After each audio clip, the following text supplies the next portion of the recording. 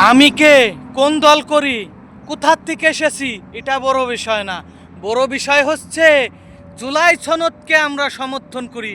কারণ এই প্রবাসের মাটিতে থেকে ওই জুলাই সনদের পক্ষেই আমরা রায় দিয়েছি, স্বৈরশাসকের বিরুদ্ধে দাঁড়াইছি।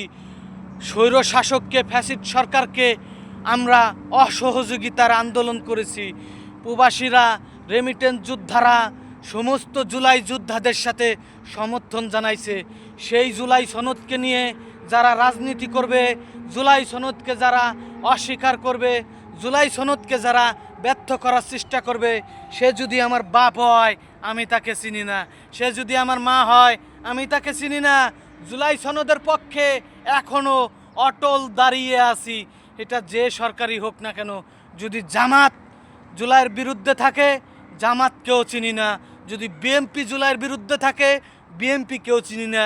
জাতীয় পার্টি যদি জুলাইয়ের বিরুদ্ধে থাকে, জাতীয় পার্টিকেও চিনি না।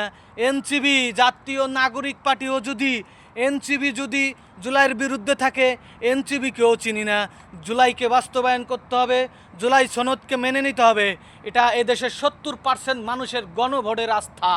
গণভোটকে যে স্বীকার করবে না, এই দেশে রাজনীতি করতে পারবে না। জুলাইকে যে অস্বীকার করবে, তাকে জুলাই যোদ্ধারা নতুন করে হয়তো বা আবার জুলাইয়ের ডাক দিবে। ওটা ছিল 24 জুলাই, 26-এও হয়ে যেতে পারে।